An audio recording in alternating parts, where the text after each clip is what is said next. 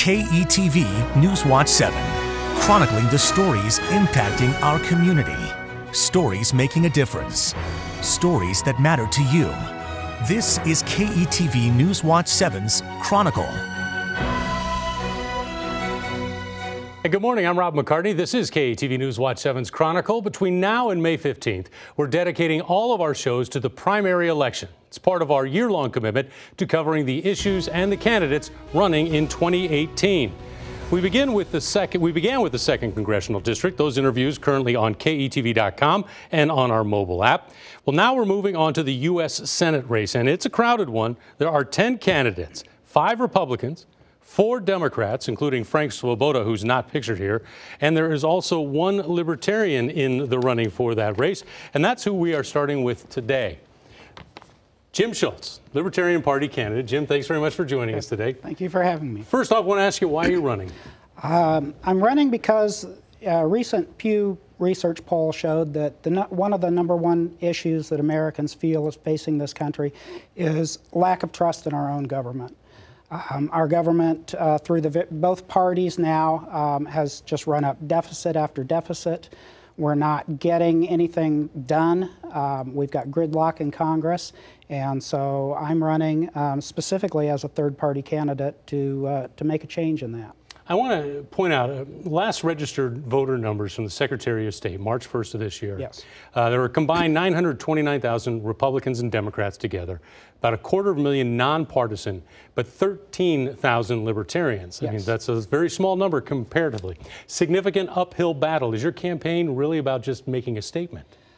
We do hope to make a statement. We do hope to change the dialogue that's going on, but I believe that in this time, the parties are vulnerable.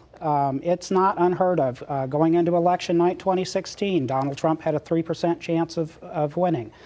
You know, hopefully I've got a 4% chance.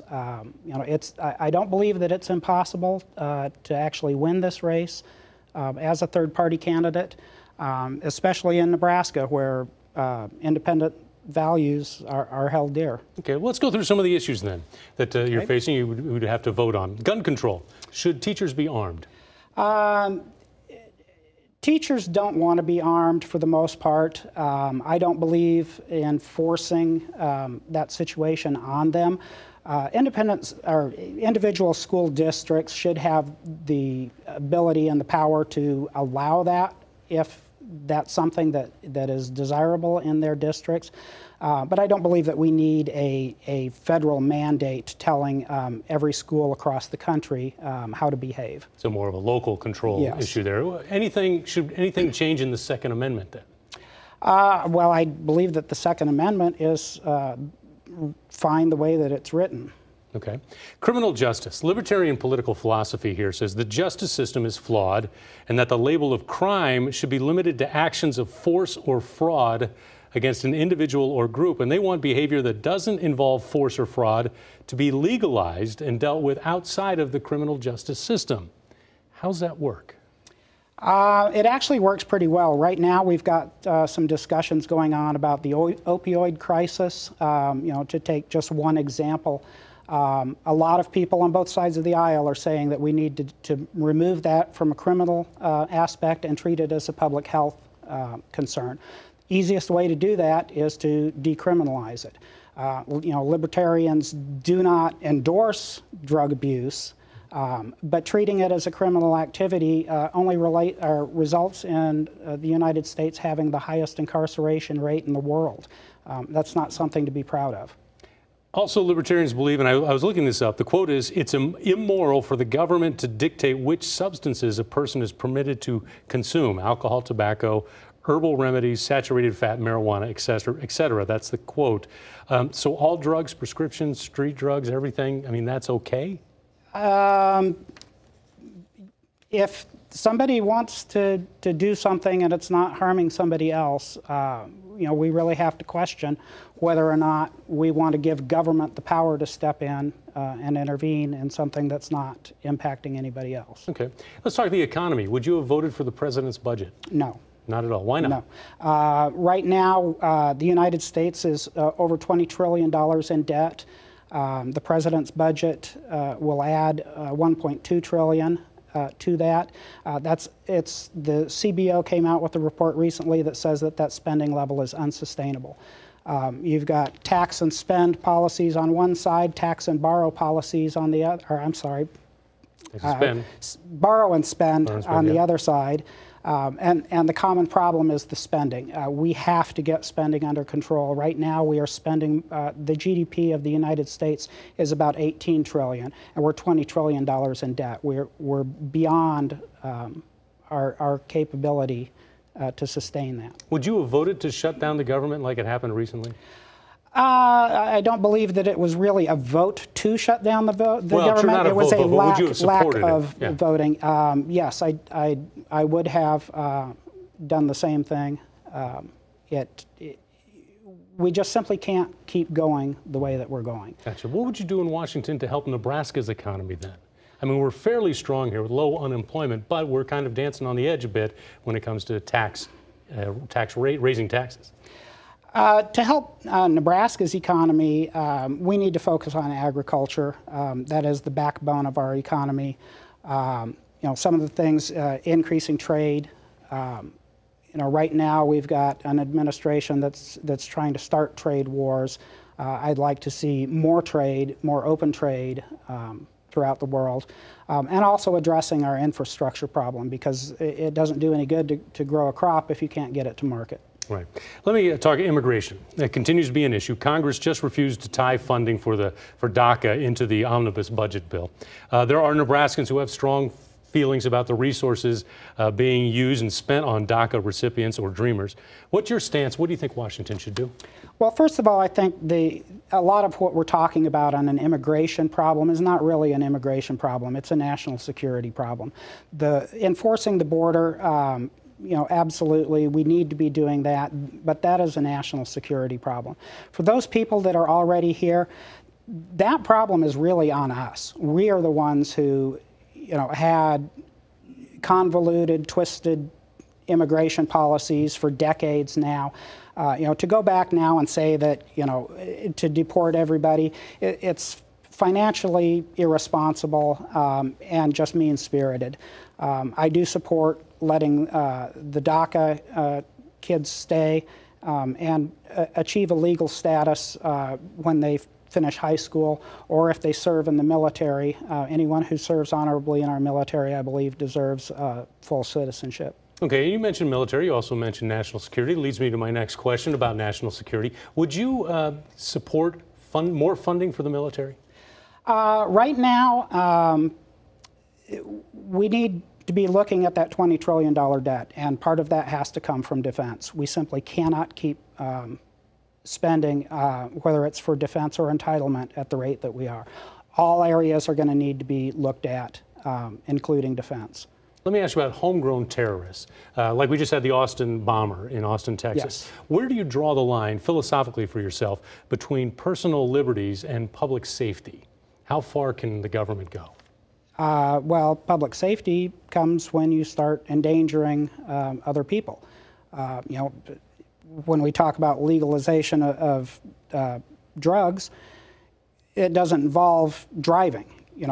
Driving is a threat to other people. So, those things are already in place. But as far as surveillance and whatnot, how far can the government go to try to stop these homegrown terrorists? Well, I think the Fourth Amendment sets where we should be going. If you're in a public space, the government has the right to watch you. You have the right to watch them. You have the right to film them.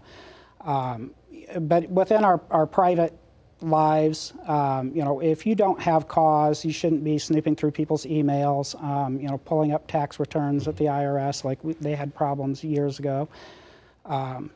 Those things, the Fourth Amendment guarantees you the right to be secure in your personal dealings.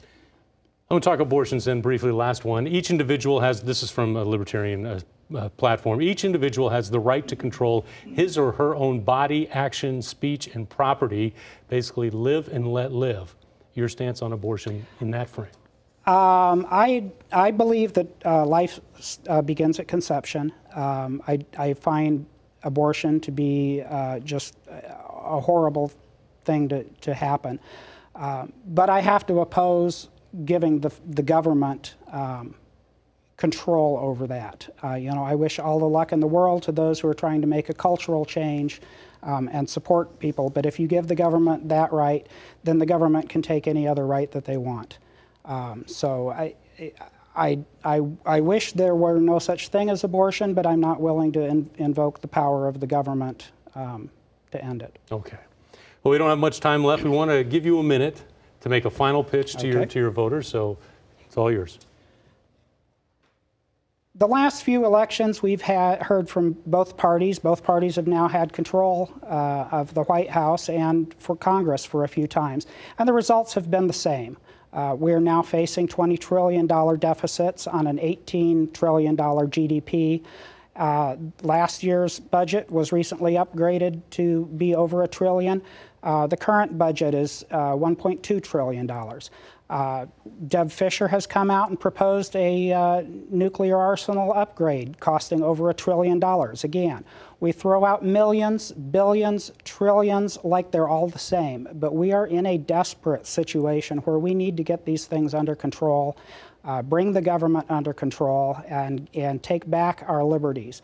And so I implore you for your vote. And I would also like to take one last second to ask you to contact your state senators to support the Convention of the States to put a balanced budget amendment in the U.S. Constitution. Jim Schultz, thanks very much for joining us this morning. And up next, we're going to talk with Democrat Larry Marvin. You're watching KATV News Watch 7's Chronicle.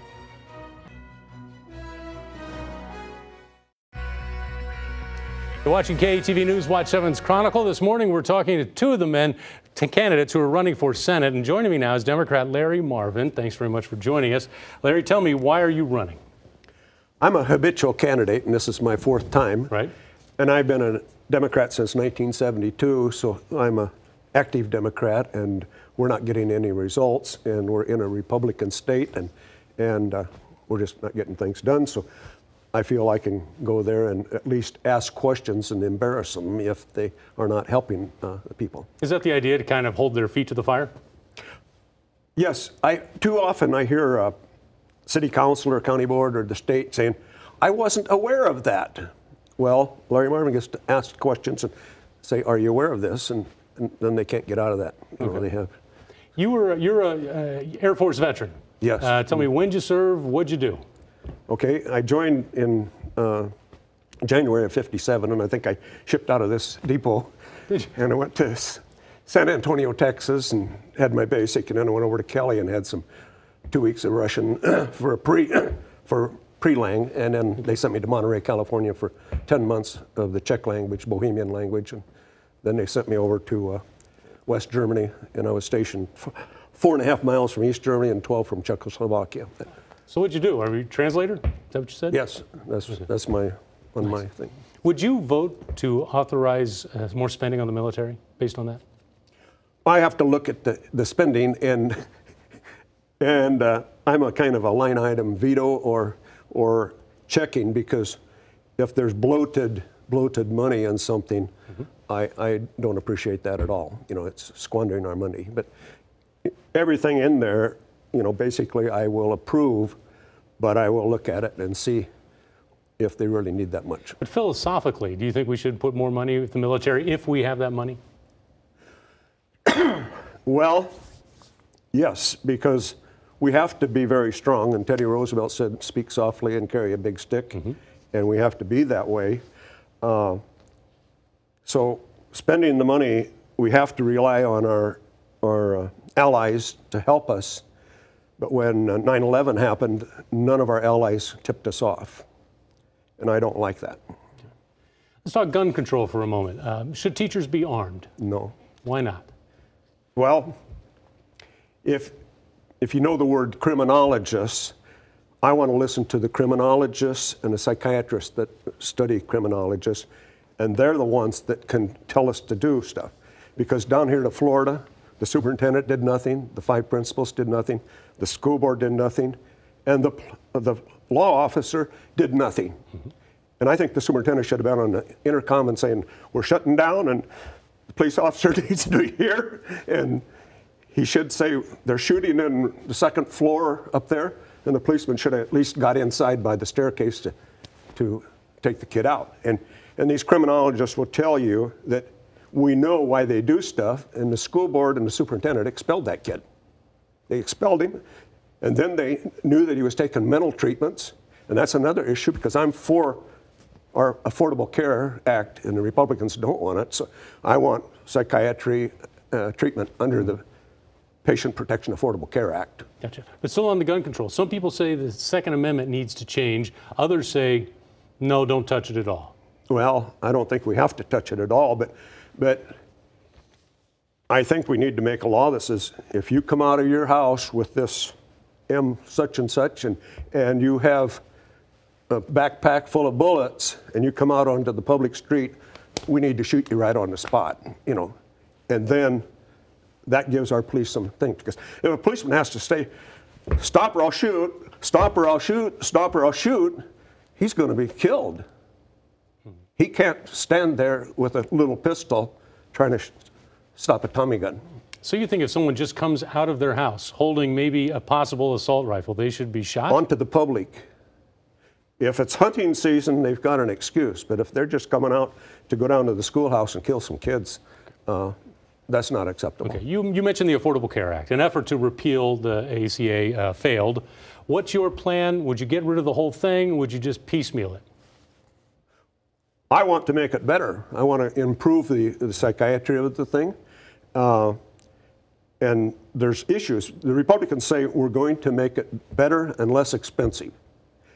But I think they've tried to repeal it about 40 times, and I've never seen anything in there. So they're not very intelligent, and I don't trust them. That's the thing. We need the care, because when you go to the hospital and they say, oh, you're not covered. You're paying $7,000 a year, and you're not covered. Or you're pre-existing, or you're over the budget. You know, they got all these excuses on page 3 or 7, and now I think we make them put it all on the front page, so that when you're buying a policy, you can see what you're going to have to do. Okay. And the slickers don't like that. Gotcha. Immigration, what's your plan for DACA? Well, DACA to me is something new. I'm in favor of NAFTA and Central America agreement. North American free trade, yeah. Yes, and our big corporations are doing successful business. And Nebraska beef is going to Mexico, and we're trading steel and aluminum, you know, that President Trump wants to tax. But we're working with Canada and Mexico and the Central American states. And our economy, according to some people, is we're creating this economic system kind of like Europe has the central thing and use the euro. And we're supposed to have already printed up the money called Amero, and we're ready to go. but nobody knows about it. Yeah, well, let me ask you about DACA. I mean, these are the children who were brought here by undocumented workers, citizens, undocumented people, when they were children, and now they've come of age. Should they be forced to leave the country because they don't have citizenship yet, or should there be funding tied into the bill, which was just separated actually in Washington, to allow them to stay and maybe then find a pathway to citizenship? Well, the border, 5 or 10 years ago, when they had only 14,000 dead people in Syria from their war, we had 14,000 Mexicans dead, murdered, or 28,000, 14 and 28. Twice as bad in Mexico. We're over there fighting those killers, but we're not fighting the killers in Mexico. And I don't understand that. You know, it's too secret. You know, they're not talking about it. So the people are refugees, you know. And I guess my baby Savior Jesus was a refugee too. Mm-hmm. Okay, let's go to the economy. Would you have voted for the budget at all?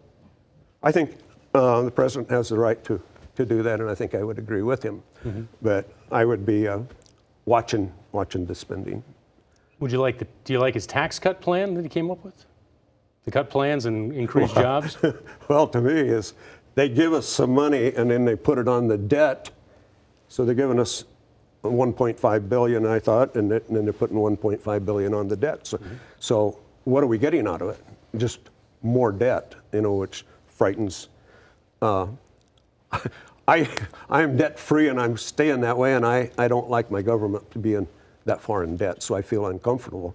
But it's politics, right. And every American has a right to vote. We all get one vote, and if that's how they vote, then that's what we live with. What would you do in Washington if you were elected to help Nebraska's economy? Well, I'd listen to our businessmen and work with them, and I'd have my staff working with them. And speaking of working with, could you work with President Donald Trump? I think I can work with anyone. You don't. What do you about his? Some people say he may be too extreme on one side, too far to the right, and Democrats on the left. Well, I think we all have our leverages or limits, but yeah, I think I can work with anyone, and if someone is a liar or a thief, they don't like me, so we'll have cold shoulders, but we'll still work together. And what do you think is the biggest concern facing the country? Treating one another decently. How do you make that happen? Well, I have a deal that I'm advertising, and 2 years ago at our state convention, I brought it up as a resolution. The word middle class, to me, is very offensive, and the people that use it are insulting us. And people say, well, why? And they say, work hard and save your money and become middle class. So they're really telling us we're third, fourth, or fifth class citizens. Huh? And I believe that we're all born equal. We're equal before the law. We each have one vote, and we're all first class citizens. So they're standing around insulting us, in my opinion. Okay. So that's my opinion of that. All right. Well, we don't have much time left, Larry, but okay. I want to give you a full minute to talk to your constituents here. Just go ahead and look right at the camera here. Okay. I'm Larry Marvin, so vote Larry Marvin in the primary and the general election. I support raising our Social Security death benefit from the measly $255 that we have never changed in 60 years. So I think it's high time that we raise that, and I want it up to $4,000, $4,080, and whatever the voters will approve, but we need it up to at least $4,000 or better, and that's what I want. And this other thing was the middle class that I just mentioned is people are very insulting, and they don't realize that they're insulting us, and it makes for ill feelings, and people feel inferior. And I want the Democrats to get out and vote, and we're going to have a blue through the state, so get out and vote. I want 66% or 99% to get out for the primary and the general election. All right. Larry Marvin, thanks very much for joining us this morning. Thank you. We're going to be right back with some final thoughts. First, though, a reminder, your comments are an important part of the show. If you want to be heard, email those to news@ketv.com. Love hearing from you, and we'll be right back.